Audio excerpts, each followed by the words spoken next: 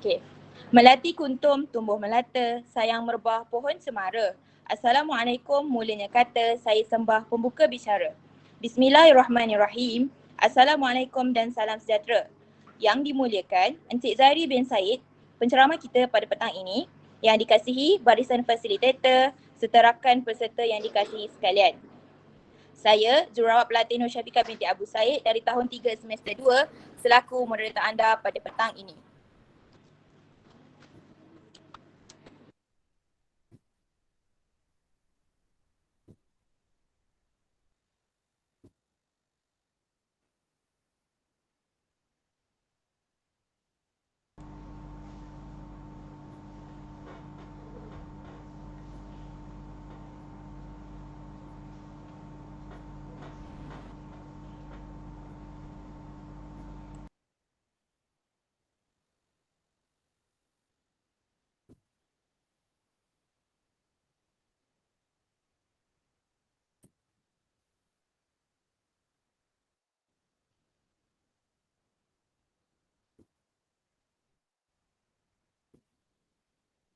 Okey, dengan itu Majlis ingin menjemput Encik Zahri bin Said untuk mencampaikan ceramah pada petang ini yang bertajuk Pemikiran Kreatif dan Inovatif serta Etika Keterampilan Diri.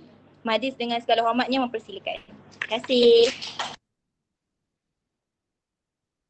Okey, terima kasih kepada pengacara majlis. Bismillahirrahmanirrahim. Assalamualaikum. Selamat petang. Apa khabar semua petang ni? Sihat? Sempat makan tak tadi? Sempat makan? Makan sedap tak? Sempat. Sedap kan? Okey. Kita ada lebih kurang 3 jam lagi. Kita ada 3 jam lagi. InsyaAllah kita akan teruskan topik kita yang tadi. Walaupun petang ni kita ada pemikiran kreatif dan inovatif serta penampilan diri, tapi masih ada lagi topik yang tadi sebab saya nak menekankan kepentingan pentadbiran negara dan juga pejabat awam tu. Sebab kita akan menjurus ke arah itu. Tapi dari segi penampilan dan juga keterampilan tu kita akan lihat juga nanti di penghujung nanti. Okey, saya teruskan slide yang tadi sebagai sambungan daripada aktiviti kita. Okey.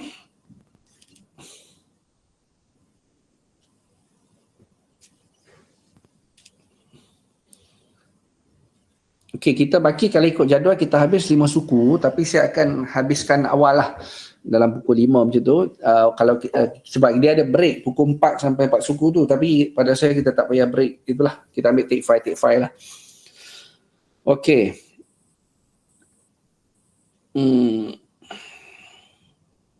Kita teruskan. Okey, jadi kita imbas balik dalam carta pemerintahan kita tadi ni saudara-saudari sekalian ya.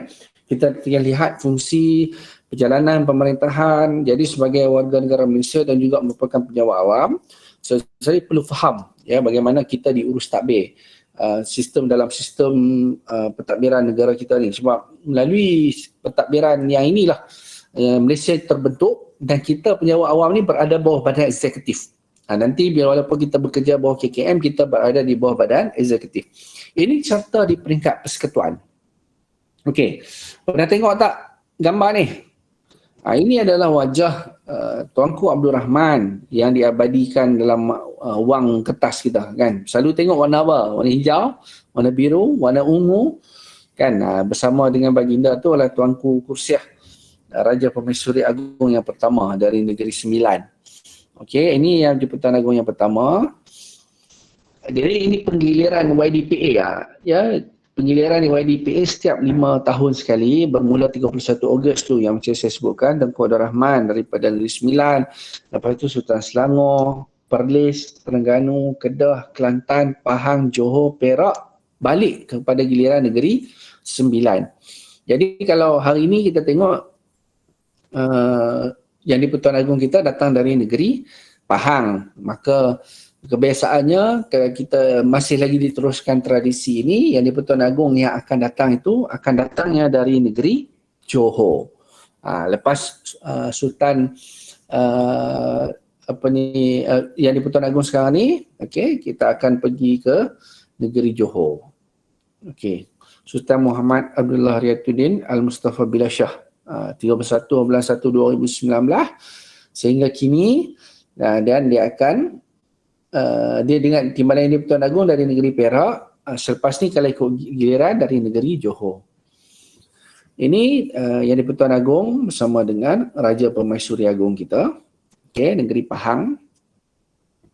Perdana Menteri. Kalau kita tengok Perdana Menteri kita dah ada 9 orang Perdana Menteri, sebenarnya 8 kan, sebab Tun dua orang yang sama.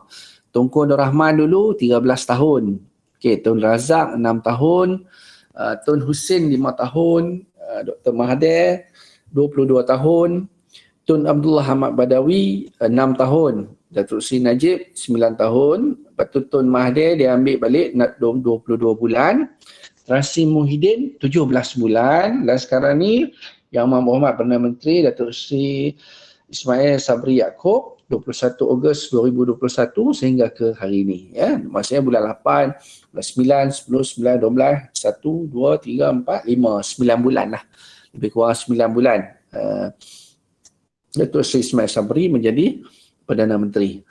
Okey, ini bagaimana Perdana Menteri dilantik yang kita bincangkan tadi, secara ringkasnya. Yang di-Pertuan Agong biasanya lepas pilihan raya. Tengok, kalau kita tengok kat sini saudara-saudari, dia ada perkara 43 perlembagaan jemaah menteri.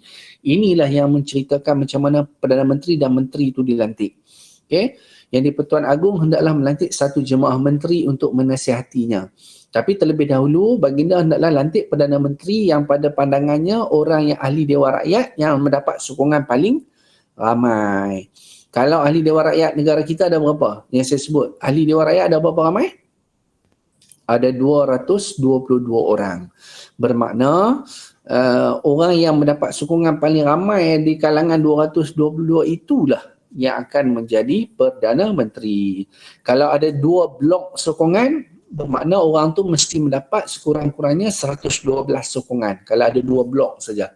Tapi kalau ada 3 blok, bermakna yang paling banyak lah di antara 3 blok tu, dialah yang boleh menjadi Perdana Menteri. Okey? Jika Perdana Menteri tidak lagi mendapat kepercayaan majoriti, dia kena letak jawatan. Itu. Okey, ini carta di peringkat negeri pula. Apa beza negeri dengan persekutuan tadi? Kan kita awal-awal tadi pun kita dah tengok pentadbiran di peringkat persekutuan. Sekarang ni kita tengok peringkat negeri. Apa yang bezanya? Di peringkat negeri dia diketuai oleh sultan, raja ataupun yang di-Pertuan Besar. Bagi negeri yang tak ada sultan, dia dibantu oleh Majlis Penasihat Diraja. Okey. Majlis Penasihat Diraja, bawahnya kita ada 3 badan sama juga. Badan Perundangan, Badan Eksekutif, Badan Kehakiman. Cuma di bawah Badan Perundangan Negeri, kita tak ada 2 dewan. Dia hanya ada 1 dewan je, Dewan Undangan Negeri. Dewan Undangan Negeri ni di negeri masing-masing. Kalau di Perlis, dekat Kanga.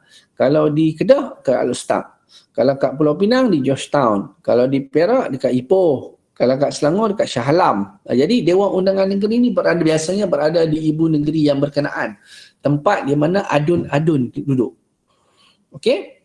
Kemudian kita tengok Badan Eksekutif Negeri, kalau negeri yang ada Sultan dan Raja dipanggil Menteri Besar.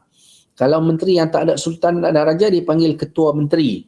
Okey. Bagi jawatan Menteri Besar, berbeza dengan Perdana Menteri tadi, kan dalam Perdana Menteri kita katakan tidak ada syarat Melayu ataupun Islam. Tapi dalam bagi negeri-negeri yang ada Sultan dan Raja, dalam Undang-Undang Negeri, Undang-Undang Tubuh Kerajaan Negeri, tertulis Menteri Besar mestilah lelaki, Melayu dan Islam. Itu syarat yang telah dinyatakan dalam Undang-Undang Negeri. Jadi bermakna, kalau orang tu bukan Melayu dan bukan Islam, bukan wanita, dia tak boleh jadi Menteri Besar. Di kes ni sama macam di negeri Perak dulu. Waktu tu kalau kita ingat tahun 2008 lah. 2008 umur berapa waktu tu? Pada tahun 2008 hari itu, DAP menang kerusi paling banyak dekat, sebenarnya yang menang paling banyak adalah UMNO. Tapi UMNO tak berjaya membentuk kerajaan apabila DAP bergabung dengan PKR dan PAS. Waktu tu 28 kerusi, DAP dapat 23, PKR 7, PAS dapat 6. Jadi maknanya yang paling banyaknya DAP. Tapi dalam DAP tu dia tak ada orang Melayu, tak ada orang Islam pada waktu tersebut yang jadi adun. Maka dia nak angkat bukan Melayu, pergi ke nama kepada Sultan untuk jadi menteri besar. Jadi Sultan tolak lah. Jadi Sultan melantik waktu tu Nizar Jamaluddin. Jadi berlakulah konflik dalam 9 bulan pentadbiran tu, berlakulah pertukaran. Jadi ini yang saya nak tunjuk bahawa dalam di peringkat negeri yang ada Sultan dan Raja, syarat lelaki Melayu Islam tu ada. Tapi di peringkat persekutuan, syarat untuk menjadi Perdana Menteri itu tidak ada. Bagi negeri yang tidak ada Sultan dan Raja, Pulau Pinang, Melaka, Sabah dan Sarawak, menjadi ketua menteri di negeri yang berkenaan terbuka. Sama juga, dia tak ada syarat mesti Melayu, lelaki dan Islam. Itu begitu. Okey? Dia jadi ketua menteri ataupun menteri besar ni mengetuai majlis mesyuarat kerajaan negeri dan dia dibantu oleh SUK lah, Setiausaha Kerajaan Negeri, peringkat negeri. Badan kehakiman, kita ada mahkamah syariah di negeri-negeri. Urusan kes sivil tidak dibicarakan di negeri, sebaliknya dibicarakan di mahkamah yang kita tengok tadi di peringkat persekutuan. Tapi kalau melibatkan kes agama, kita bicarakan di peringkat mahkamah syariah. Kemudian di Sabah Sarawak kita ada mahkamah tambahan, yakni mahkamah anak negeri. Okey? Itu carta di peringkat negeri. Kalau carta di peringkat kerajaan tempatan, ingat tak tadi saya sebutkan awal tadi kita kata kerajaan ni ada 3 lapisan. Persekutuan, negeri dan juga kerajaan tempatan. Kalau kita tengok, kita kerajaan kaki tangan Kementerian Kesihatan, kita ni merupakan kaki tangan di bawah kerajaan persekutuan. Okey? Alright, kita tengok apa lagi yang kita nak tunjukkan. Jadi biasanya dalam carta ni kita dilantikkan politik lah. Mungkin tuan-tuan Batak berapa nampak tak apa kita baikkan. Okey, pilihan raya. Apa kaitan pilihan raya dengan pilihan raya dengan pentadbiran kita? Kalau kita tengok. Okey. Kita tengok saudara sekalian, kalau kita tengok pilihan raya yang berlangsung paling awal pilihan raya berlangsung di negara kita ni adalah pada tahun 1951. Waktu tu nak mencari wakil rakyat di Pulau Pinang, di Georgetown, ahli majlis. Kemudian dibuat di Kuala Lumpur 1952.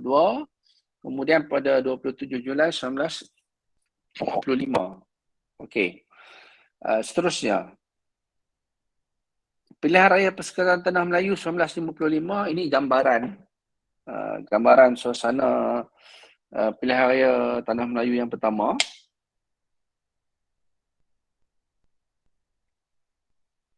Ini di Rembau, Negeri Sembilan. Okey, di Rembau, Negeri Sembilan. Ini jemaah menteri yang pertama. Jemaah menteri 55, kemudian 57 Tanah Melayu Merdeka, 63 baru terbentuk Persekutuan Malaysia. Okey, kalau kita tengok peranan Suruhanjaya Pilihan Raya sebagai badan yang menguruskan pelaksanaan pilihan raya di negara kita, dia wujud pada 57 14 September. Ada 3 tanggungjawab dia. Dia uruskan persempadanan kawasan pilihan raya, dia menguruskan daftar pemilih, dia menguruskan perjalanan hari pilihan raya tu. Okey, kalau kita tengok persempadanan kawasan pilihan raya, kenapa kawasan pilihan raya tu perlu disempadankan? Sebab mungkin ada pembangunan yang telah dibangunkan, penduduk dah semakin ramai di kawasan tu. Jadi persempadanan tu perlu dibuat setiap 8 tahun.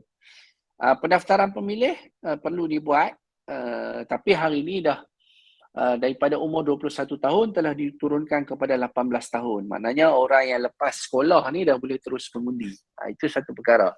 Kemudian perjalanan hari pilihan raya. Ini 3 peranan SPR.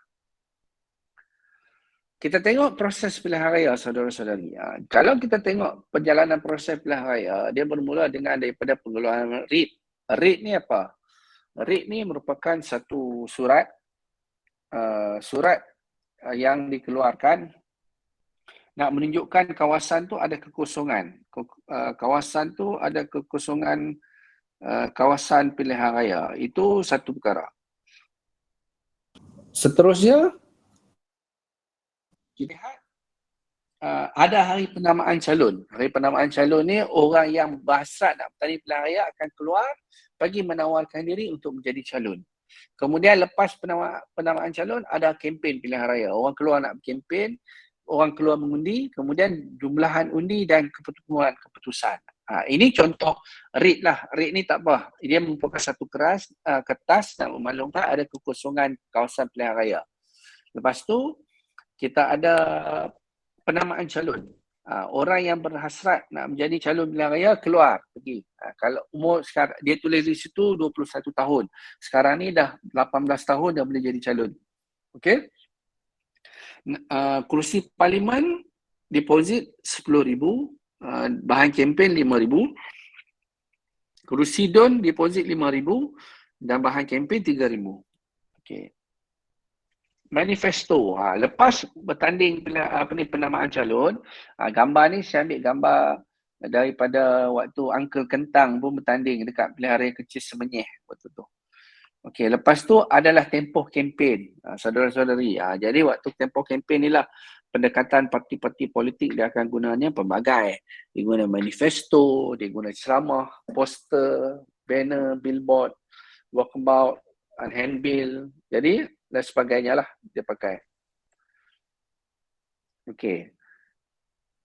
Jadi kalau kita tengok waktu tu lepas kempen tu saudara-saudari, dia akan proses pilihan raya. Jadi dalam proses pilihan raya ni ada hari tu orang keluar mengundi 5:30 petang akan tutup pintu. Jadi saudara-saudari ni sempat tak mengundi? Belum sempat lagi mengundi kan sebelum ni. Hari tu 2018. Lepas ni mungkin dalam masa terdekat akan diadakan pilihan raya umum yang ke-15. Jadi bila ada pilihan raya umum ke-15 ni, jadi saudara-saudari akan berpeluang lah untuk mengundi. Jadi sebab tu buatlah keputusan yang bijak dalam mengundi nanti. Jangan termakan dengan bulan dan bintang yang dijanjikan waktu kempen tu. Waktu kempen pilihan raya ni macam-macam parti politik akan janji. Jadi tuan-tuan dan puan perlu menilai dengan sebaiknya. Kemudian kertas-kertas undi dibawa ke tempat penjumlahan undi dan kemudian keputusan pemenang. Jadi bila diumumkan pemenang, salah seorang daripada pemenang inilah yang berpeluang untuk menjadi menteri besar ataupun menjadi Perdana Menteri. Okey, macam mana penetapannya dibuat? Okey, macam mana kerajaan dibentuk? Kita katakan lepas pilihan raya umum kan, lepas pengumuman pilihan raya ni, okey, macam mana kerajaan dibentuk? Ini contoh peta negeri Perlis. Saya ambil peta ni just nak bagi faham macam mana sebuah kerajaan negeri ataupun di peringkat persekutuan kerajaan Malaysia ni terbentuk. Okey, bila kita ada pilihan raya umum, bila kita nak mengundi, saudara-saudari sudah daftar sebagai pengundi dah.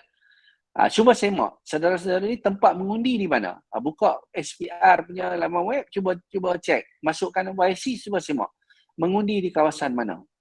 Okey, lepas tu macam mana penagihan lokasi mengundi ini ditentukan? Lokasi mengundi ini ditentukan berdasarkan nombor kad pengenalan, alamat pada kad pengenalan saudara-saudari.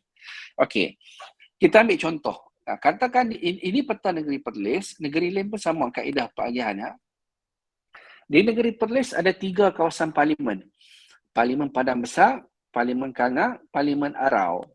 Dari Perlis sampai ke Sabah, kita ada 222 kawasan parlimen. Semuanya ditanda dengan P1, P2, P3, P4, P5, P6, P7, P8. Maknanya dalam kes ni P004 di negeri Kedah. P005 negeri Kedah. Kemudian bersambunglah sampailah P222 di negeri Sabah. Okey. Dalam sesuatu kawasan parlimen, saudara-saudari, okey, yang warna kuning tu P01, yang warna purple tu P02, yang warna biru tu P03. Yang di dalam sesuatu kawasan parlimen, kita boleh ada beberapa kawasan Dewan Undangan Negeri.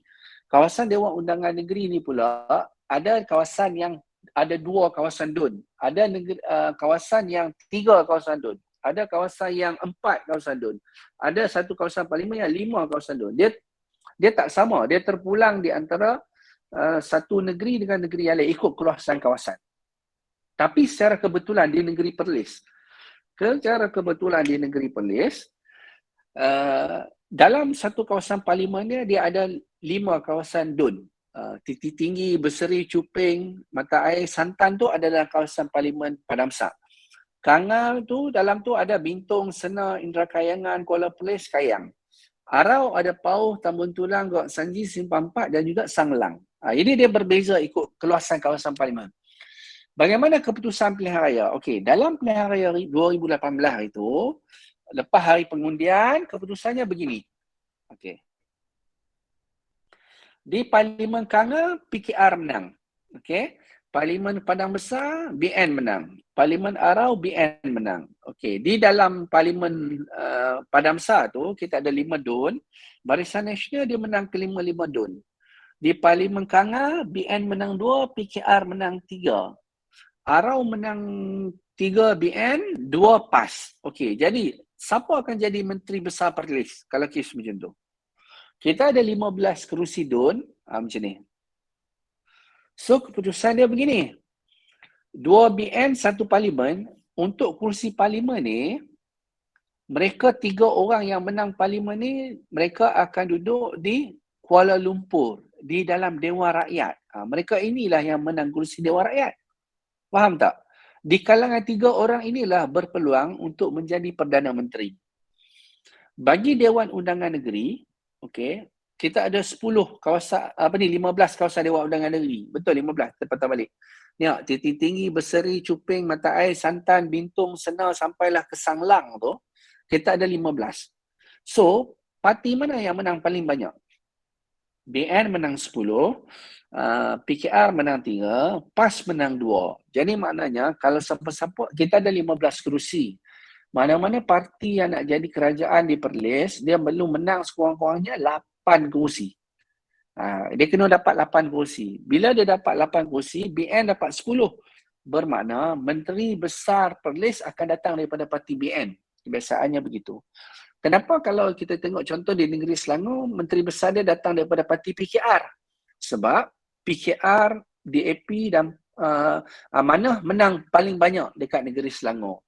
Kalau di Negeri Sembilan, Menteri Besar dia datang dari Parti Amanah. Sebab Parti Amanah bergabung dengan Parti DAP dan juga Parti PKR di Negeri Sembilan. Sebab tu Negeri Sembilannya Parti Amanah.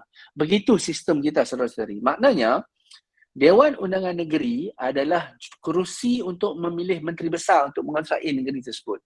Tapi kerusi Parlimen, orang yang menang tu, dia akan duduk di Dewan Rakyat di Kuala Lumpur untuk memilih Perdana Menteri Malaysia.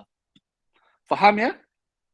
Undang-undang peringkat Parlimen, peringkat persekutuan nak pindah perlembagaan semua, orang daripada Dewan Rakyat, orang Parlimen ni. Tapi untuk orang yang buat pindah undang-undang negeri, orang yang duduk dalam Dewan Undangan Negeri. Okey, ini jumlah kerusi Parlimen dan DUN mengikut negeri. Okey, kalau kita tengok kursi parlimen kita ada 222, kursi Dewan Undangan Negeri seluruh negara kita ada 587 buah kursi. Okey. Okey, amanah rakyat. YB berkhidmat untuk siapa? Ya, YB adalah yang berhormat, orang yang dah menang dalam pilihan raya. Dia sepatutnya YB ni dia berkhidmat kepada siapa? Kita cuba tengok. Seseorang YB tu dia perlu berkhidmat kepada siapa? Okey. Kita ambil senario lah, kawasan ni kita ada 100,000 penduduk, jumlah pengundi mendaftar 60,000, warga negara 95% dan sebagainya. Okey, keputusan pilihan raya, wanita yang nombor 4 Melayu 22,000 tu menang pilihan raya. Jadi bila dia dah menang pilihan raya, dia perlu berkhidmat kepada siapa? Adakah dia perlu berkhidmat kepada 22,000 orang yang mengundi dia saja? Ataupun dia hanya perlu bekerja untuk orang daripada parti dia saja?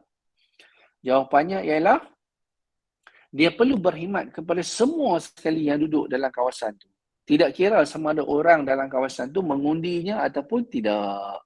Ya, sebab tu saya tulis di sini, orang yang mengundinya, penyokong partinya, orang yang tak mengundinya, penyokong parti lawan, dia perlu beri perkhidmatan kepada mereka juga. Orang yang tak keluar mengundi pun perlu.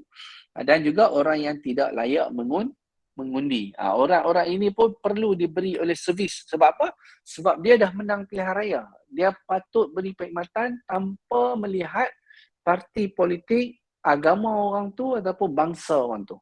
Ini penting. Okey? Jadi saudara-saudari, itu rangkuman daripada bagaimana negara kita diurus takbir, macam mana Perdana Menteri kita dilantik, macam mana pimpinan kita dilantik, bagaimana menteri dan juga seorang wakil rakyat itu dipilih. Sekarang ni kita lihat sedikit tentang perkhidmatan awam. Jadi bila kita lihat, kita katakan kita melihat kita ni sebagai rakyat dan juga penjawat awam. Ya, kita ni sebagai rakyat dan juga penjawat awam, kita ni bertuah lah sebab kita dapat merasa kedua-dua elemen tu. Orang yang memberi khidmat kepada rakyat, pada masa yang sama kita sebagai rakyat Malaysia mendapatkan servis daripada kerajaan itu sendiri. Okey, siapa penjawat awam? Siapa dalam definisinya siapa penjawat awam tu? Kita ni saudara-saudari bila dah jadi pembantu perubatan, dah jadi nurse, dah jadi paramedik, apa ni definisi kita sebagai penjawat awam? Kita ni penjawat awam adalah jentera pentadbiran yang melaksanakan dasar-dasar dan keputusan kerajaan. Keputusan kerajaan ni merujuk kepada keputusan yang dibuat oleh Perdana Menteri, menteri-menteri, timbalan menteri. Ini mereka ni. Kita adalah pelaksana bagi mencapai segala objektif dan matlamat negara.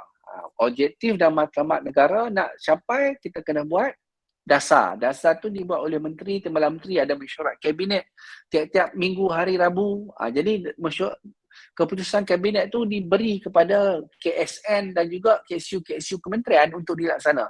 KSU kementerian akan turunkan kuasa kepada ketua-ketua bahagian. Kalau macam nurse tu diketuai oleh DON, untuk turunkan ni kita melaksanakan peringkat bawahan. Kita lah barisan depan. Okay? Kita penjawat awam berkhidmat atas prinsip loyal to government of the day. Kita setia kepada kerajaan yang memerintah pada waktu tu. Macam saya sebutkan tadi, kita mungkin boleh ada pandangan politik yang berbeza dengan kerajaan yang memerintah. Tapi dalam hal melaksanakan dasar kerajaan, kita wajib untuk melaksanakannya tanpa gagal. Okey? Itu satu perkara. Seterusnya. Okey, dalam nak melihat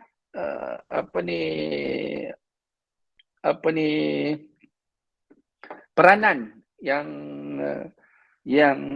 di Pertuan Agong, maaf saya bukan yang di Pertuan Agong, dalam nak melihat peranan penjawat awam ni, saya suka untuk mengambil titah daripada Tuanku Sultan Nazrin, Sultan Perak, waktu dia bertemu dengan penjawat awam negeri Pulau Pinang pada tahun 2018.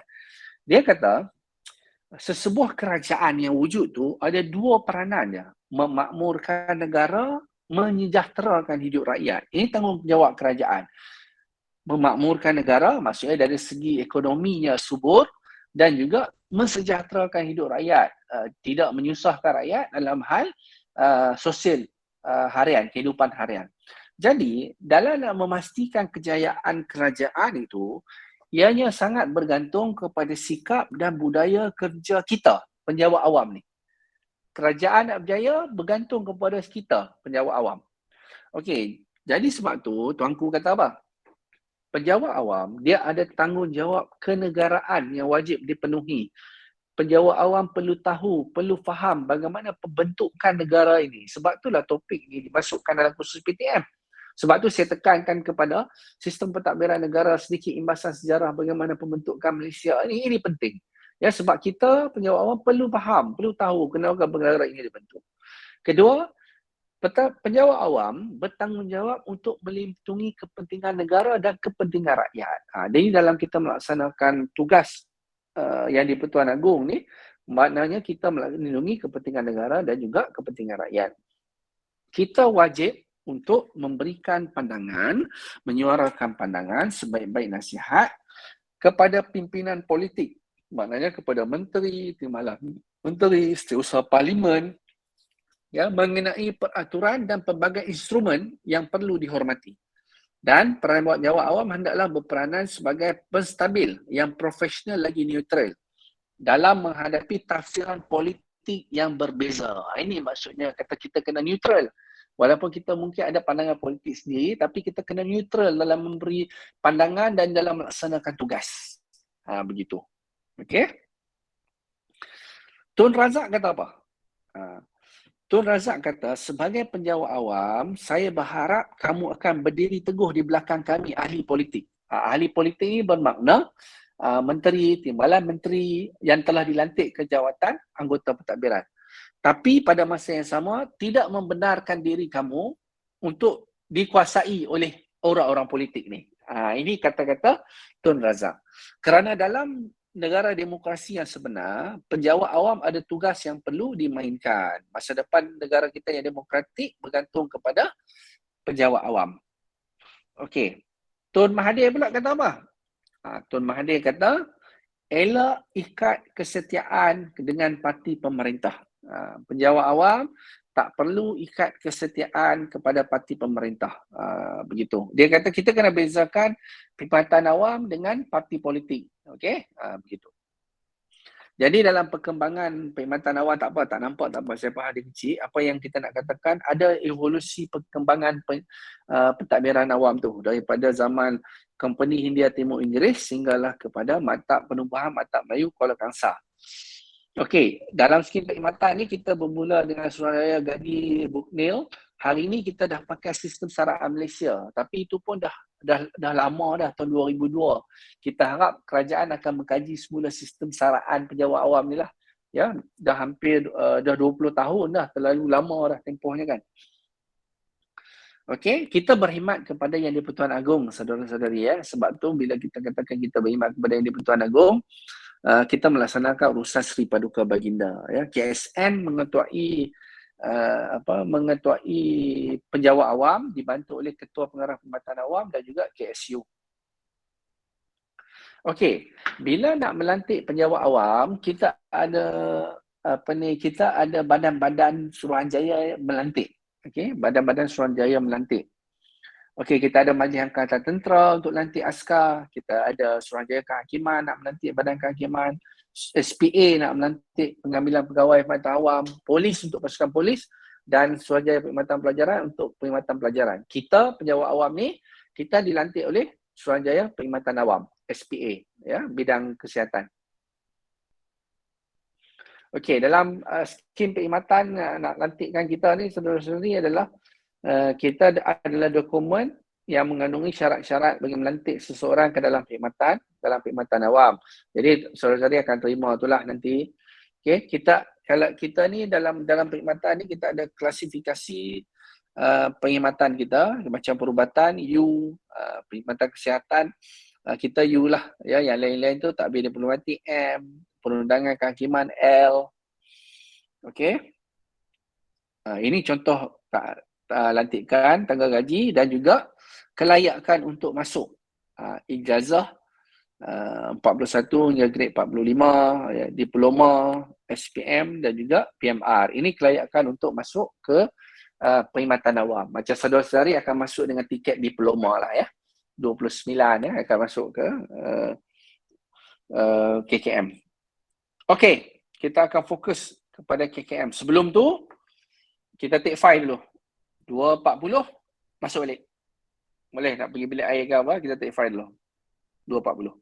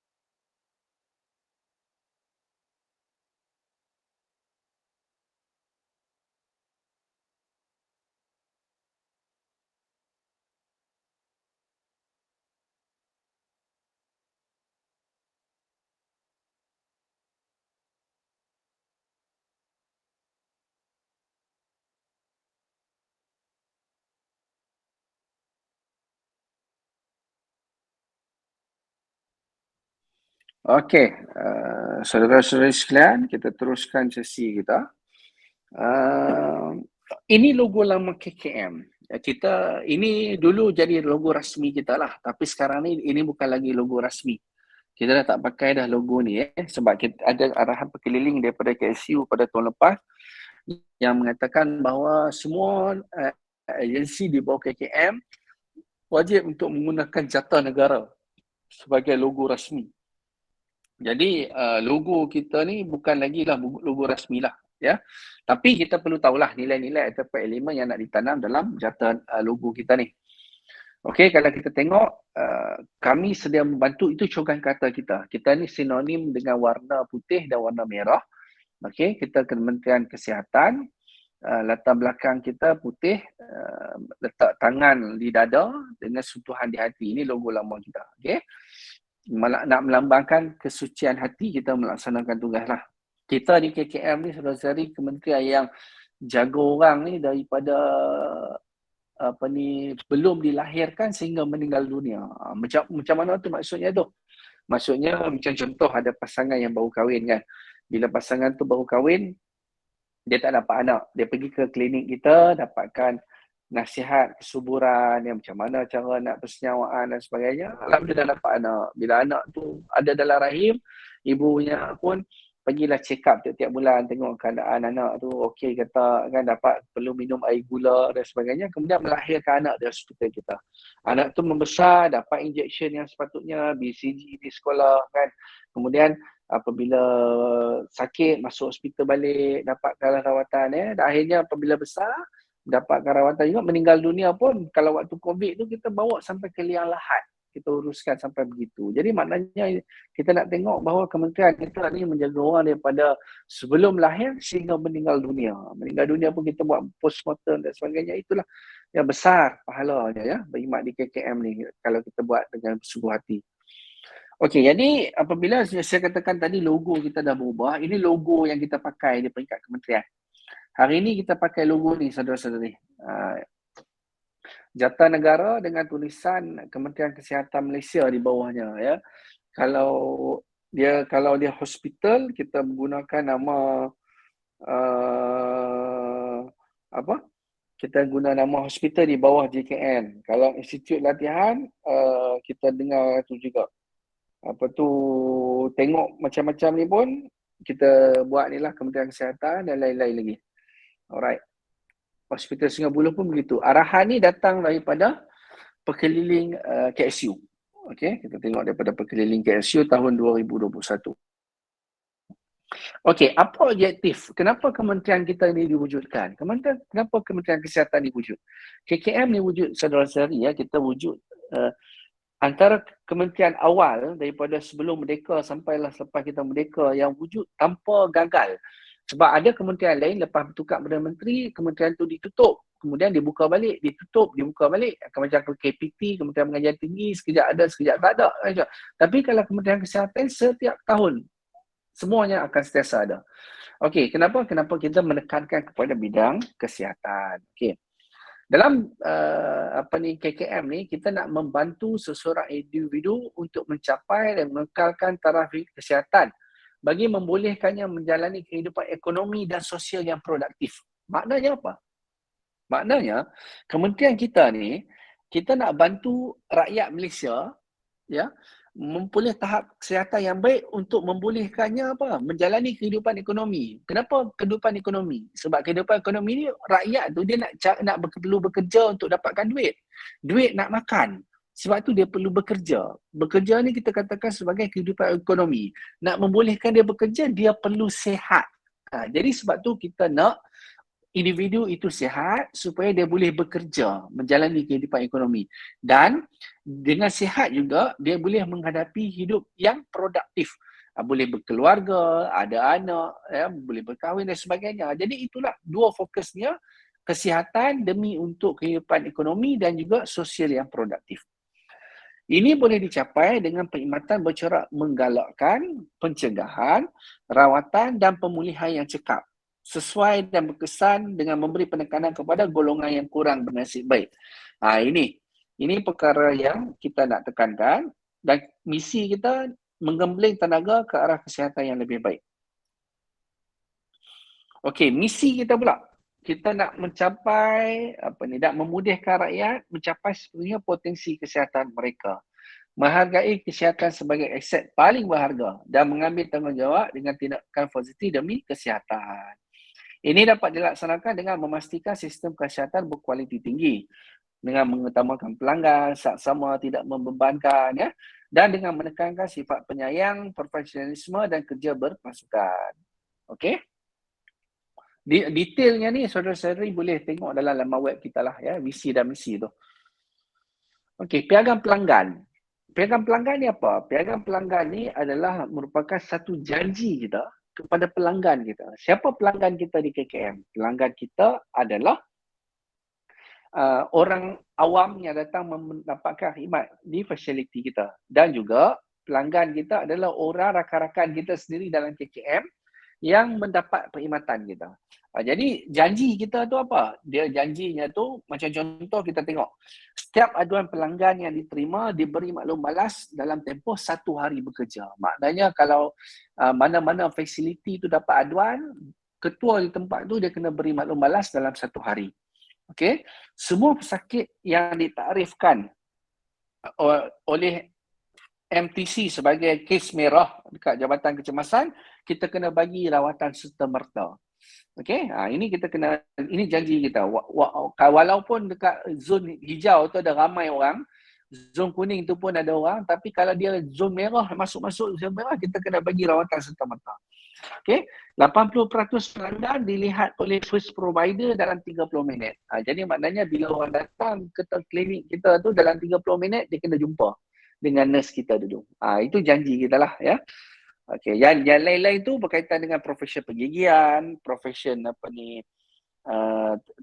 farmasi, ya. Dia banyak. Jadi saya tak nak detailkan satu-satu sebab apa yang kamu perlu faham bahawa kita ada janji kita kepada rakyat, kepada pelanggan tu. Tapi mungkin dalam paramedik, nursing, kamu boleh tengok janji-janji kita yang penting tu. Contoh kita nak beri khidmat dalam 30 minit, kita kena bagi jumpa, bagikan rawatan, ya. Kemudian ini dari segi dokumentasi pun piagam pelanggan juga. Kalau macam jururawat, sijil pendaftaran jururawat 100% dikeluarkan dalam tempoh 2 minggu. Ini orang yang bekerja di bahagian yang memproses pendaftaran saudara-saudari lah. Kalau ahli farmasi dalam tempoh seminggu dia kena daftar. Kalau pergigian swasta dia ada dalam 7 hari. Ini ada, ya, ada. Kita perlu tunaikan apa yang kita janji kepada rakyat dalam tempoh tu. Okey? Ini janji kita. Okey. Sekarang kita tengok siapa anggota pentadbiran kita. Anggota pentadbiran kita ni kita kena kenal saudara-saudari, ya. Kenapa kita kita perlu kenal? Sebab YB ni kadang-kadang kita tak maulah bila dia datang ke tempat kita tak kenal. Tapi insya-Allah kalau YB KJ ni kebanyakan kita ni kenal lah kan. Tapi mungkin Timbalan Menteri 1 dan Timbalan Menteri 2 ni yang mungkin tak berapa ramai orang kenal. Jadi kita perlu kenal mereka, ya saudara-saudari, sebab kita bimbang. Mana tahu nanti waktu kamu semua tengah bekerja nanti kat hospital, kat klinik kesihatan ke, tiba-tiba mereka ni datang buat lawatan. Kita tak kenal mereka. Malu lah nanti. Ya, mereka tegur kita. Ini kamu pernah kenal. Okey, ini pengurusan tertinggi di peringkat mengurus penjawat awam. Kita ada Datuk Haji Singh KSU dibantu oleh 2 jawatan TKSU, 1 pengurusan, 1 kewangan. Kedua-dua pos ini kosong. Okey, dia tidak diisi. Jawatan TKSUP kosong. Datuk Zamzuri ni pun baru dilantik menjadi TKSU kewangan. Ya, baru masuk.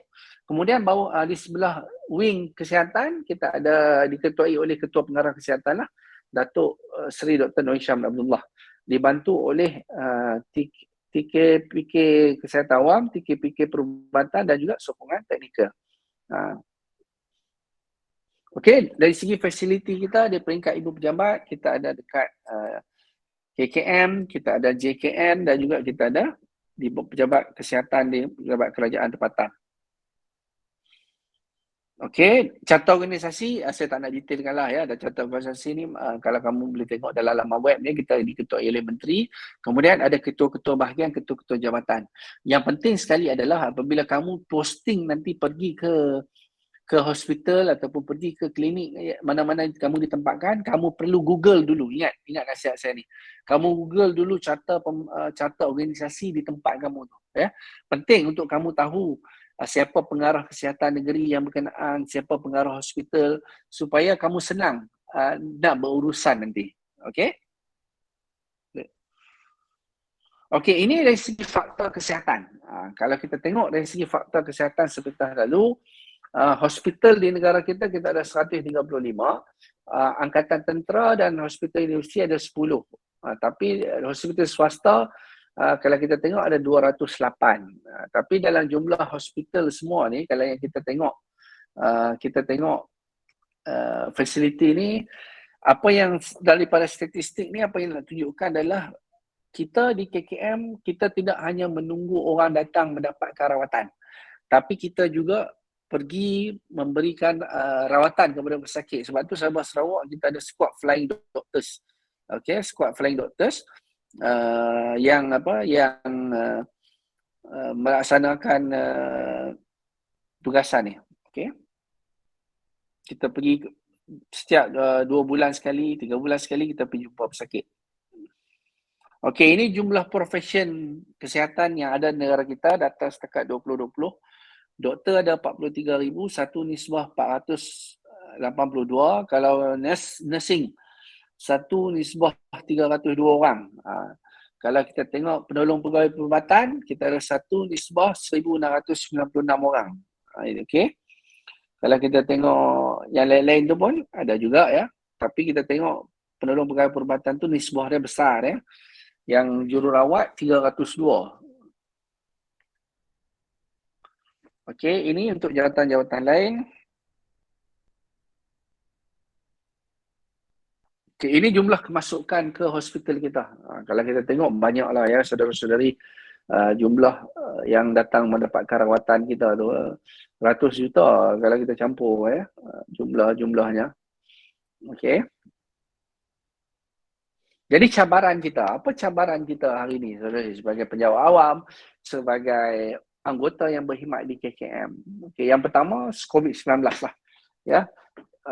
Waktu pandemik hari itu, waktu kita menghadapi fasa pandemik hari itu memang satu tekanan kepada perkhidmatan awam. Tapi hari ini alhamdulillah kita dah masuk fasa peralihan endemik. Kita dah mula keadaan kembali terkawal. Kita harap situasi ini akan terus berkekalan lah. Yang kedua, cabaran kita nak menghadapi kehendak pelanggan yang pelbagai. Macam saya sebut, kita menjaga rakyat Malaysia ni 32 juta. Jumlah yang sangat banyak kan. Jadi angka ini satu angka yang sangat besar. Jadi sebab itulah ada yang kecil yang besar, pelbagai permintaan dengan ekonominya tak berapa baik, orang akan milih untuk datang ke klinik kesihatan dan juga hospital kerajaan. Jadi inilah antara cabaran kita nak menghadapi hadapan kehendak pelanggan yang pelbagai. Dan yang ketiga, satu lagi adalah kepesertaan media sosial ya. Kita kena hati-hati, kadang-kadang orang ni dia tak faham, dia nak viral gambar, dia tengok nurse tengah berdiri dekat kaunter tengah menulis-nulis, dia kata tak buat apa. Sedangkan orang tu sebenarnya tengah bekerja. Dia duduk kat kursi kat kaunter tak buat apa. Jadi orang salah faham. Jadi kita kena hati-hati dengan kepesertaan media sosial di kalangan orang awam ni yang mendapat perkhidmatan di fasiliti kita. Boleh tak kita gunakan media sosial untuk mempromosi perkhidmatan kita? Boleh, tak ada masalah ya. Tapi bab media sosial ni saya tak nak tekankan sebab kamu akan ada satu slot khas untuk membincangkan tentang media sosial. Okey, jadi saudara-saudari, itu saja berkaitan dengan topik ini. Saya akan teruskan nanti. Ada apa-apa soalan tak? Atau ada pandangan berkaitan dengan topik kita ni? Jika ada. Okey, jika tak ada, kita akan buat test Kahoot 2 soalan. Okey. Kita start pada pukul 3 petang. Okey. Pukul 3 petang kamu buka browser dekat handphone kahoot.it, buka browser.kahoot.it, saya akan buka soalan dan kita tengok siapa yang dapat berjaya menjawab banyak betul berkaitan dengan topik satu, Kementerian Kesihatan, satu lagi sistem pentadbiran negara, ubui pengetahuan. Lepas tu kita masuk kepada topik seterusnya. Okey, saudara-saudari, kita rehat 5 minit lagi, lepas tu kita terus kepada kahoot.it. kahoot.it. Kita akan tengok sekejap lagi.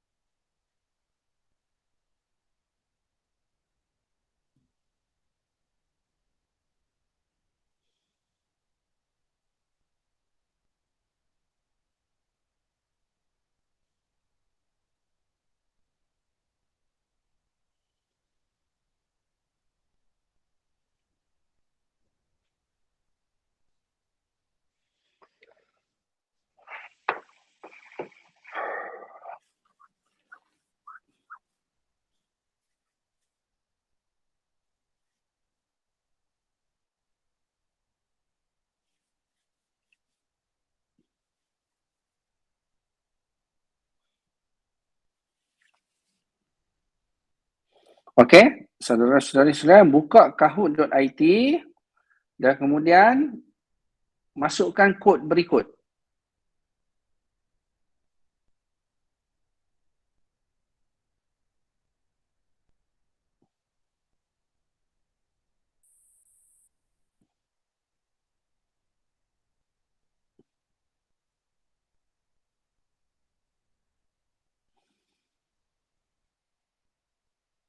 Okey, masukkan kod berikut. 6181137. 6181137.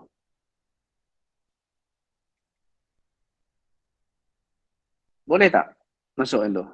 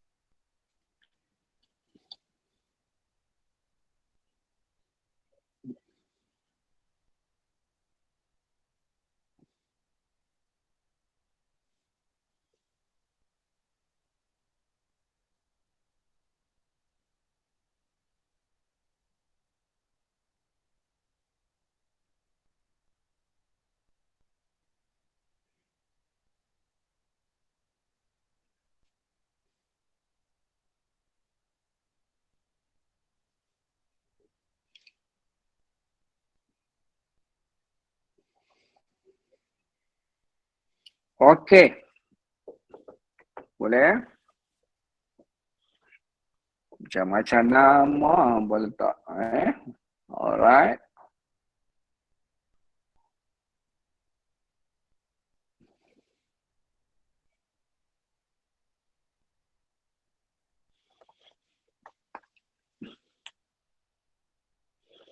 Okey. Yang ni kita jawab soalan berkaitan dengan KKM dulu. Okey. Kita mulakan. Pengenalan kepada organisasi KKM.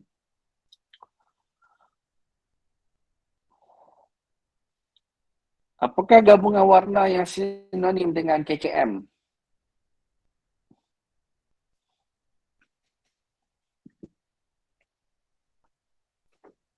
Yang ni lama, 20 saat.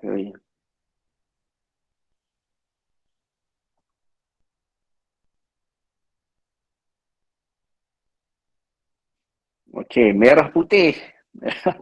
Mana ada hitam putih dengan biru putih? Okey, itu warna sinonim dengan KKM. Seterusnya. Siapa di depan? Oh, Ifa di depan. Bukan pengurusan tertinggi KKM.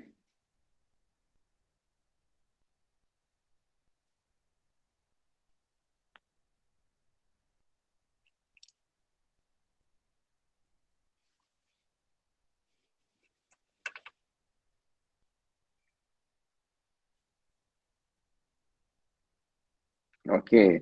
Setiausaha bahagian bukan pengurusan tertinggi sebab ketua pengarah, ketua setiausaha dan juga TKPK itu adalah pengurusan tertinggi. Bagus, majoriti dapat jawab. Siapa di depan? Oh, Ifa masih di depan. Seterusnya. Di manakah letaknya ibu pejabat KKM?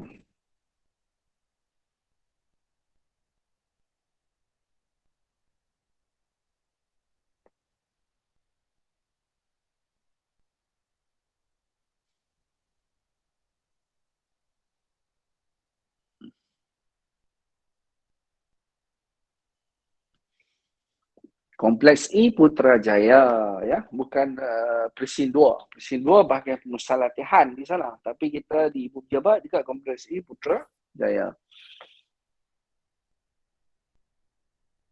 Oh, IFA masih di depan.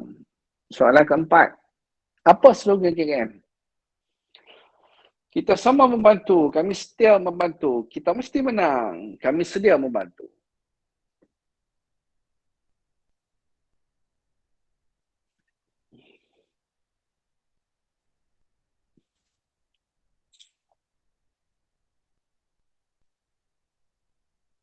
Kami sedia membantu. Bukan kita sama membantu. Bukan kami setia, kami sedia. Okey. Kalau nak sambung pelajaran, bahagian mana yang uruskan? Bahagian pengurusan, bahagian sumber manusia, bahagian pengurusan latihan, bahagian kompetensi.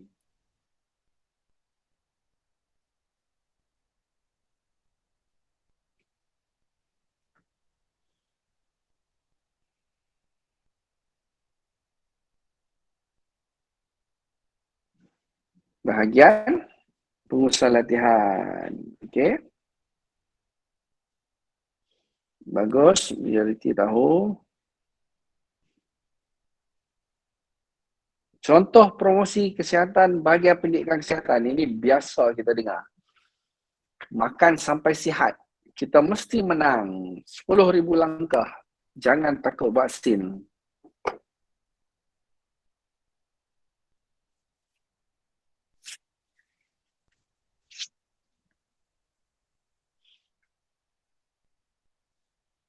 Okay, 10,000 langkah. Ya. Okey.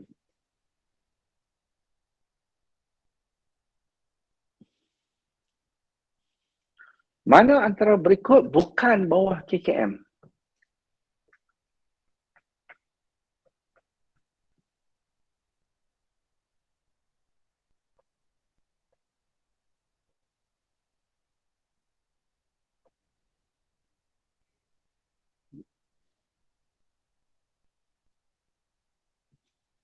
Hospital Chancellor Tuanku Muhriz. Jadi Hospital Chancellor ni bukan sebab dia HUKM kan, dia bukan bawah KKM.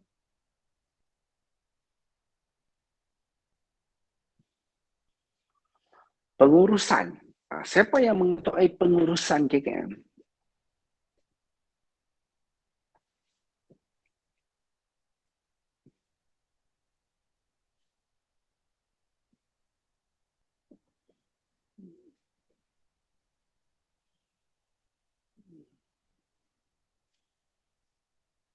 Ketua Setiausaha, bukan Ketua Pengarah Kesihatan. Ya. Ketua Pengarah Kesihatan, dia mengetuai wing kesihatan. Wing pengurusan, diketuai oleh KSU. Okay.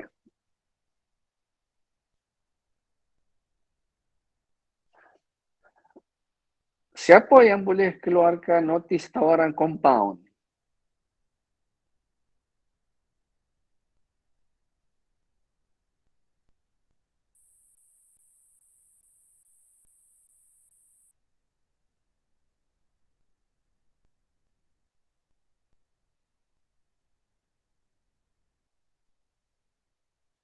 Inspektor Kesihatan. Wow, semua solid jawapan. First time dalam kursus saya ni semua betul.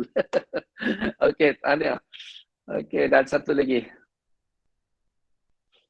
Soalan, dari 10 soalan yang berkaitan KKM, lepas tu kita ada soalan yang lain. Bahagian mana yang menguruskan program transformasi minda?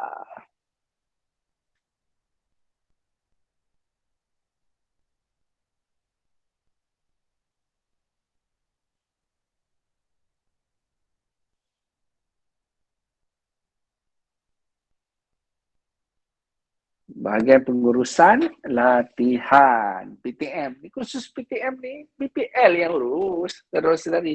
Ya, dia diuruskan oleh kolej. Tapi BPL yang uruskan. Okey, jadi kita tengok dalam soalan berkaitan dengan KKM ni.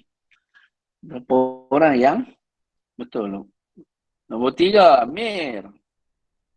Nombor 4, si cantik. Nombor 2. Okey. Zamri, nombor 1. Okey. Jadi kita nak tengok Mir, Zamri dengan si cantik. Mana orangnya? Saya nak tengok sikit. Mir, mana Mir? Mana tempat ketiga, Mir?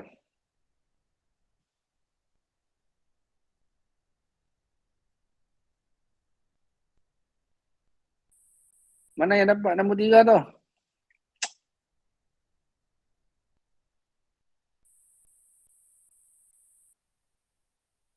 Yang dapat nombor 2? Mana orang yang dikedudukan nombor 2? Si cantik. Mana si cantik?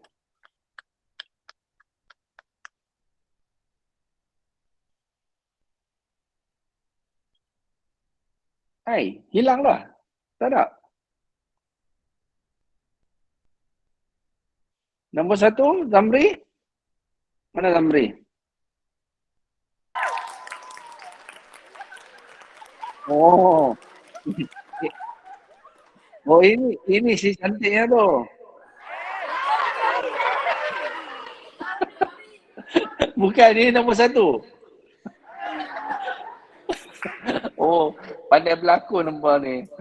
Okey, baik. Terima kasih, tahniah. Itu soalan untuk kita ulang kaji. Tapi daripada rumusan saya tu, majoriti kamu dah faham berkaitan dengan sistem pendidik KKM. Okay, kita tengok pula kepada pentadbiran negara.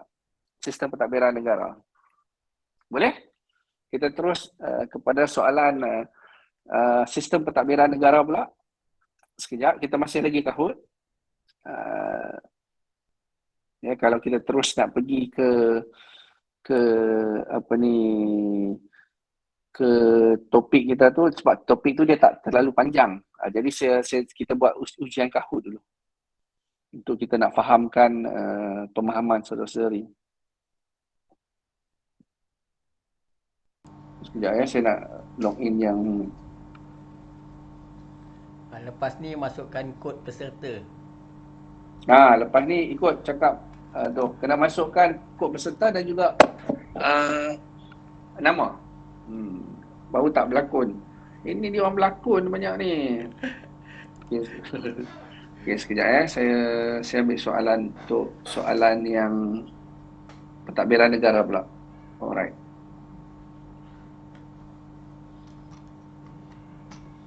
Okay, masukkan kod dan juga nama. Okay. So answer. Alright, start.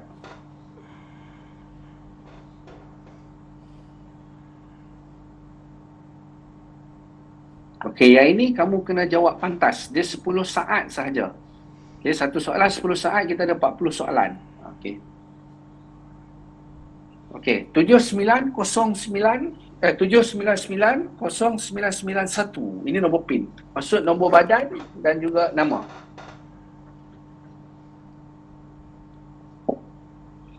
Mana nombor badannya, Umi, D, Now. Keluar, masuk balik. Mana nombor? Semua keluar balik. Yang mana yang tak letakkan nombor badan tu keluar balik. Left, masukkan nombor badan.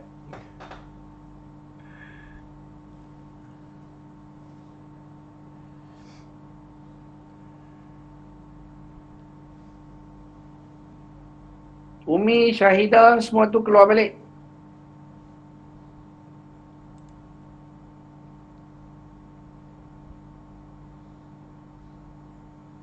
Okay. Barulah cantik, ada nombor badan.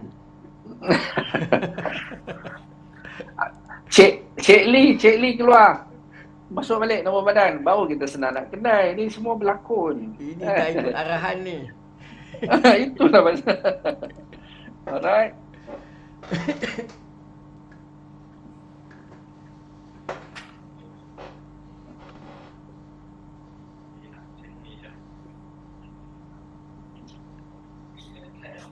Ya.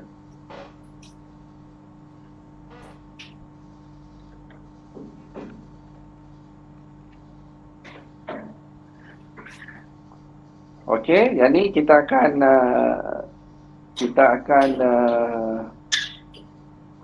buat dalam 10 saat ya. Dia 10 saat satu soalan. Kamu kena jawab 10 saat soalan.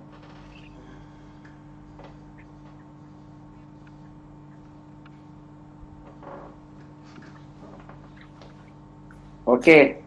Kita mulakan sekarang lah, ya.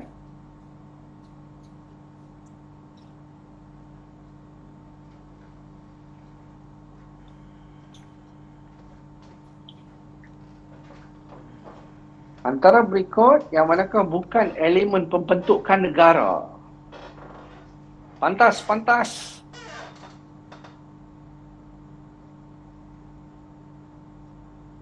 Okey, ekonomi bukan. Sebab apa? Nak bentuk kerajaan, nak bentuk negara kenapa?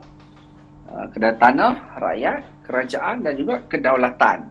Itu elemen pembentukan negara. Tahniah. Siapa di depan? A408. Yang ni dia tak letak nama pula dah. Kita suruh letak nombor, dia letak nombor. Nama dia tak letak. Okey, tak apa. Teruskan. Soalan kedua.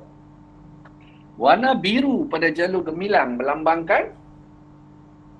Dia ada soalan pengetahuan am dan juga yang topik yang kita sentuh tadi. Perpaduan rakyat berbilang kaum. Okey, itu mudah ya. Okey, tapi ada juga yang tersilap tu.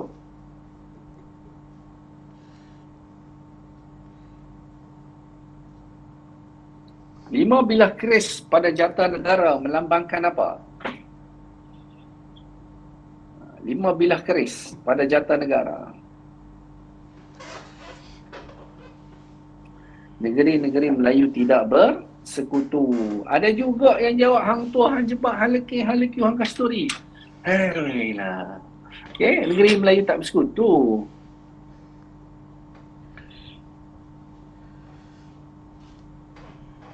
Negeri manakah yang menggunakan jata ini?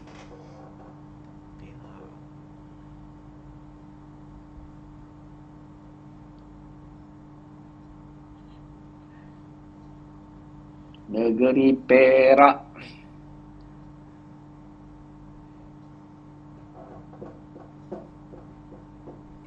Kuasa besar yang pernah menjajah negara.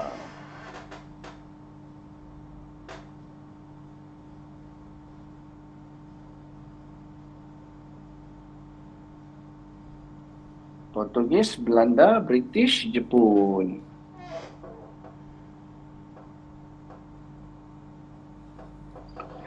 Apakah maksud negeri-negeri Melayu?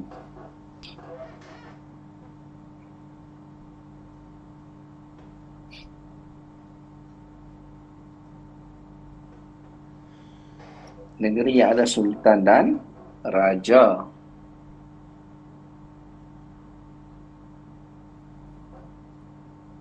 Sulalatus Salatin ditulis oleh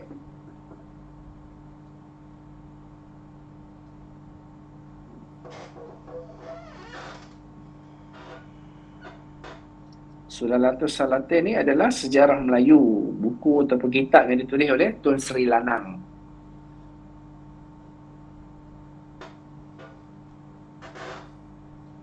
Antara berikut yang manakah tidak pernah menjadi negeri-negeri selat? Tak pernah jadi negeri selat.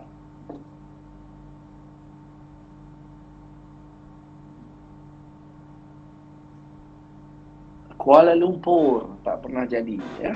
Dinding, Labuan dan Pulau Pinang pernah jadi negeri selat. Saya sebutkan tadi kan.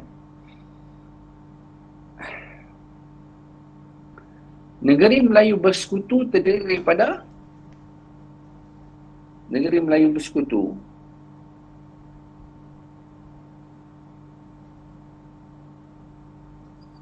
Pahang, Perak, Selangor, negeri sembilan. Okey, Pulau Pinang, Melaka, Singapura tu negeri selat. Ya, Perlis, Kedah, Kelantan, Terengganu, Johor, itu ada negeri Melayu tidak bersekutu. Kan?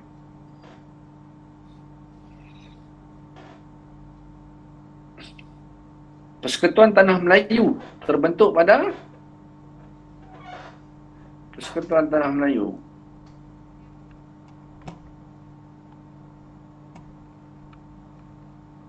(1948). Ingat tak? Persekutuan Tanah Melayu terbentuk pada 1948. Dia merdeka pada 31 Ogos 57. Merdeka Malaysia terbentuk 16 September. Ya.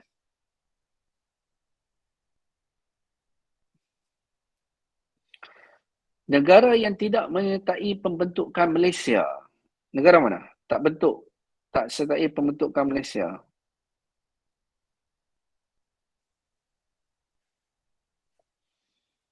Brunei. Brunei tak sertai. Singapura sertai, tapi dia keluar lepas tu 2 tahun kan.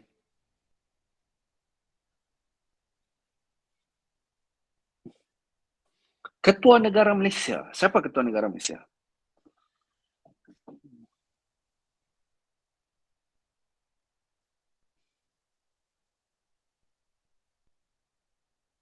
Yang di-Pertuan Agong, kan kita dah bincang tadi, yang di-Pertuan Agong Ketua Negara Malaysia, Ketua Eksekutif, Perdana Menteri.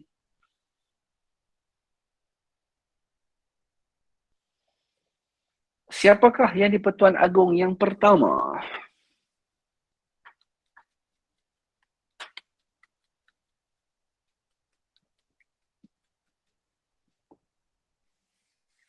Tuanku Abdul Rahman. Jangan keliru dengan Tunku Abdul Rahman. Tunku Abdul Rahman Perdana Menteri yang pertama. Ya. Yeah.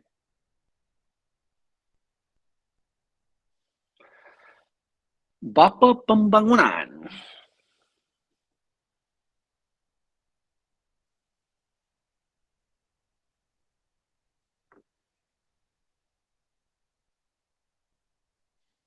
Tun Abdul Razak, Bapa Pembangunan. Okey.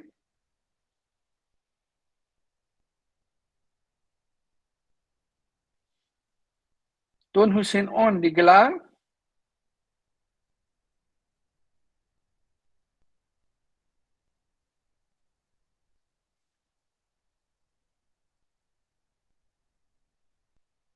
Bapa Perpaduan.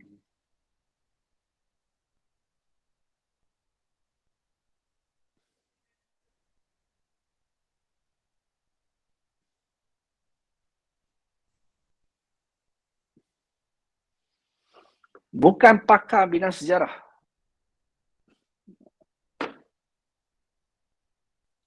Samad Said. Kenapa Samad Said? Sebab Samad Said adalah sastrawan negara.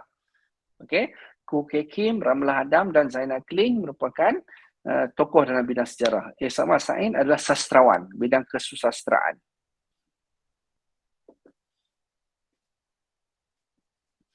Undang-undang tertinggi Malaysia dikenali sebagai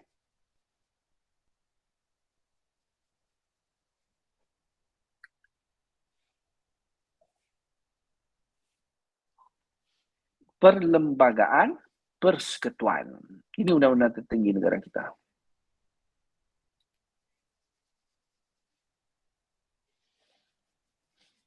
Perlembagaan Persekutuan ada berapa perkara? Mempunyai berapa perkara?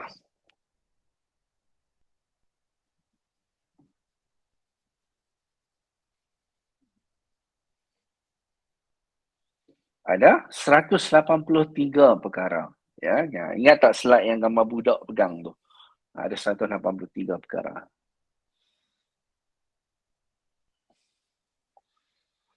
Antara berikut yang manakah tidak terdapat dalam Carta Pemerintahan Negara?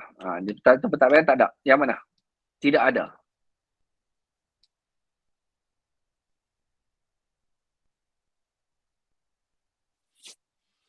Badan Kedaulatan tak ada ya. Kita ada Perdana Undangan, Badan Eksekutif, Badan Kehakiman. Okay, alhamdulillah majoriti memang dah faham dah carta kita.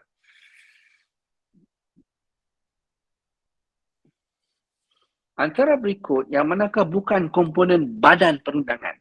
Bukan komponen Badan Perundangan.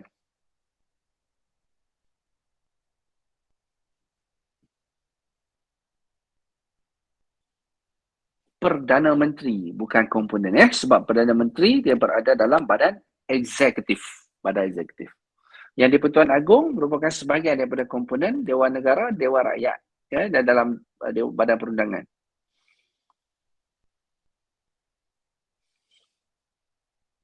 Senator gelaran untuk siapa?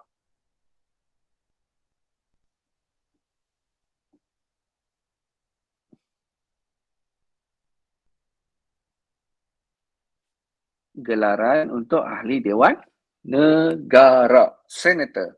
Kalau yang berhormat senator kita panggil. Kalau Dewan Rakyat kita panggil yang berhormat je.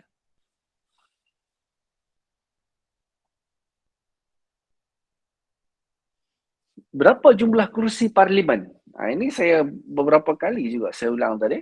Jumlah kursi parlimen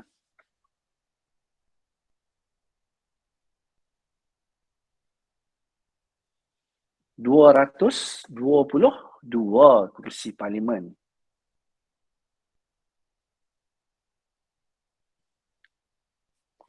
Antara berikut yang manakah tidak terletak di bawah Badan Eksekutif Persekutuan?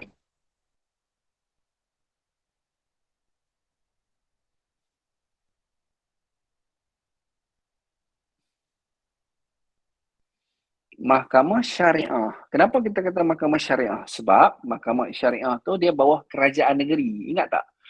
Hospital Tawar bawah KKM Persekutuan. Polis bawah KDN Persekutuan. Sekolah bawah KPM Persekutuan. Mahkamah Syariah bawah negeri. Okey?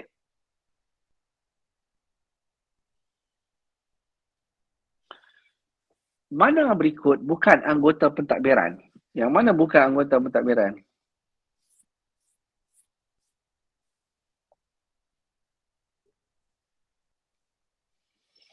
KSU bukan anggota pentadbiran. Anggota pentadbiran dalam perlembagaan dia sebut orang lantikan politik. Menteri, Timbalan Menteri, Setiausaha Parlimen. Ini 3 orang lantikan merupakan lantikan politik. KSU bukan. KSU adalah penjawat awam, kan? Dia penjawat awam.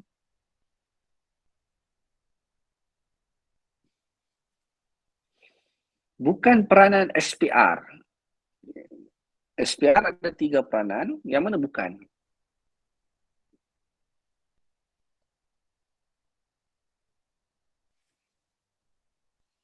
Menguruskan pelantikan Perdana Menteri. Itu bukan kerja dia, okey? Bukan kerja SPR.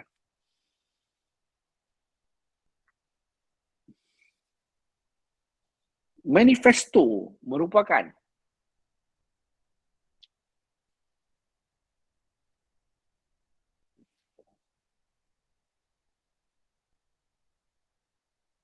janji-janji kepada rakyat oleh calon atau parti politik yang bertanding, ya. Okey, majoriti dapat jawab, seorang je tak betul.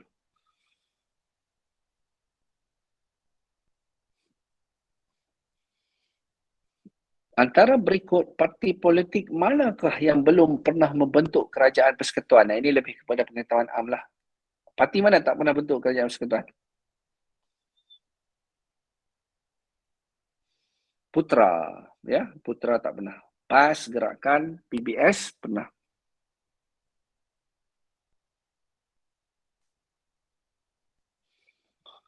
Bukan lapisan kerajaan.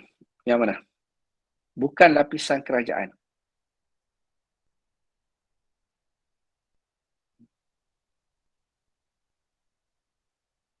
Wilayah. Wilayah bukan, ya. Kerajaan persekutuan, kerajaan negeri, kerajaan tempatan adalah lapisan kerajaan di Malaysia.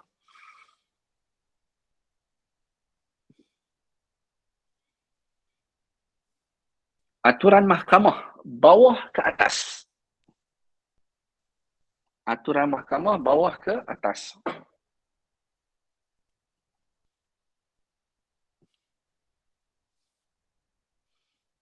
Okey. Mahkamah tinggi, mahkamah persekerajuan, lepas tu mahkamah persekutuan. Itu bawah ke atas.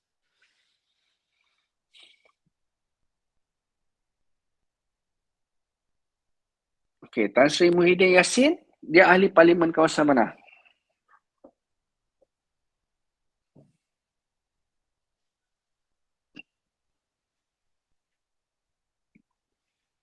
Paguh. Okey, ahli parlimen Paguh.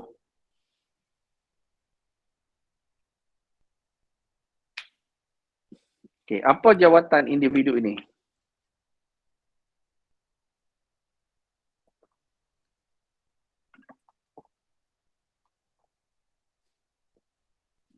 Menteri Kewangan Tengku Zafrul lah. Dia merupakan seorang senator yang tidak tanding pilihan raya kan, yang saya sebutkan tadi tu. Dia merupakan contoh. Dilantik Menteri Kewangan walaupun tidak bertanding pilihan raya. Siapakah KSN, Ketua Setiausaha Negara?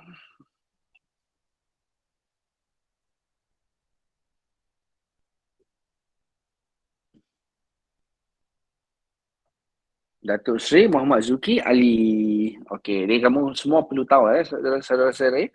Ya, KSN ni Ketua Penjawat Awam Malaysia.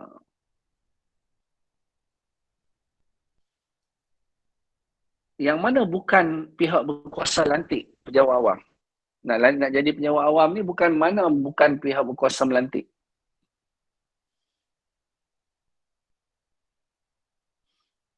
SPRM, sebenarnya pencegahan rasuah. Dia memang bukan sah-sah lah, dia tak lantik. Kan?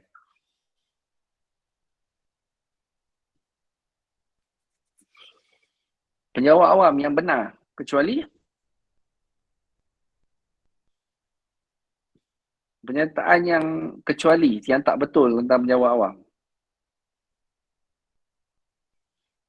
Bebas untuk memilih tempat bertugas. Ya, kita tak bebas ya. Kita ditugaskan mengikut kepentingan perkhidmatan.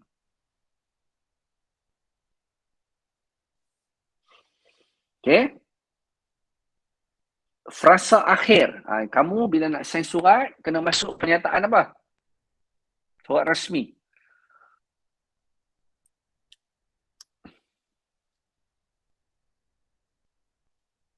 Kita guna saya yang menjalankan amanah sekarang. Okey.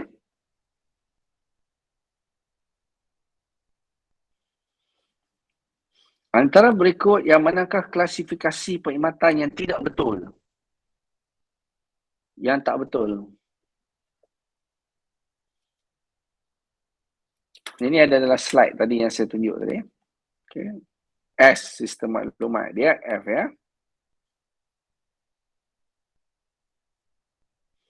Lagi 3 soalan. Yang mana bukan prinsip rukun negara?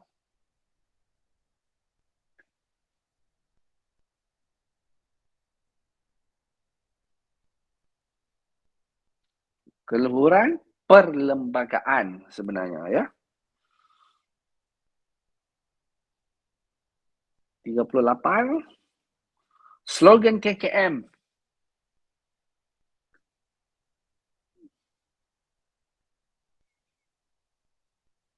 Kami rela dibantu.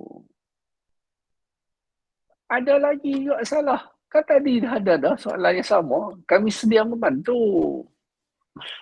Okey. 39. Ketua Pengarah Kesihatan. Siapa Ketua Pengarah Kesihatan?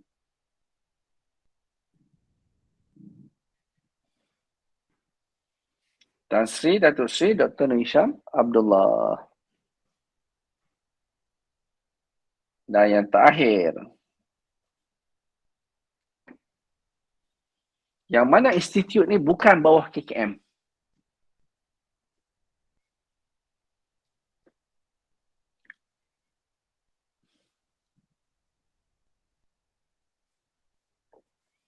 IJN, Institut Jantung Negara. Sebab apa? Sebab IJN berada di bawah MOF. Kita tengok kedudukan podium. Nombor 3. IFA. Nakib. Dan juaranya. Natasha.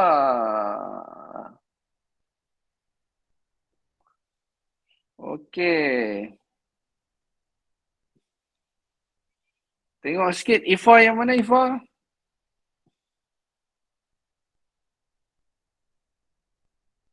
Okey, IFA. Okey. Saya cik. Terima kasih Tania. Nakib, yang mana Nakib?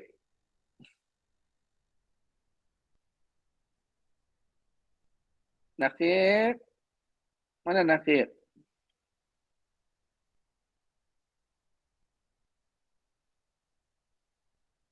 Ada ke tak ada? Oh, okay. Senyum sikit ke? Okey, terima kasih Tahniah. Wah, malu siapa? Okey, juara kita Natasha. Mana ada Natasha? Okey, tahniah. Okey, jadi saudara-saudari, rumusan daripada aktiviti ni adalah saudara-saudari ni sebenarnya majoriti daripada dua slot kita buat ni, dua sesi Kahoot ni menggambarkan bahawa saudari-saudari alhamdulillah saya seronoklah. Majoriti soalan yang dapat dijawab ni menggambarkan dia dah faham bagaimana sistem negara kita ditadbir, apa peranan penjawapan dan sebagainya. Okey, sekarang kita akan masuk dua topik yang terakhir. Jadi dia berkait sebenarnya dah ada dalam topik kita, cuma saya nak gilap je topik ni sedikit. Kita take 10. Ini kita lama sikit sebab kita baru lepas Kahoot, kita take 10, boleh pergi bilik air sebab saya nak laju untuk topik yang terakhir ni sampai pukul 5. Okey, kita take 10 dulu dalam pukul 3.50 lah. 3.50 kita masuk balik, kita teruskan dengan topik kita. 3.50. Boleh pergi mana-mana lah kalau nak pergi. 3.50 kita masuk balik.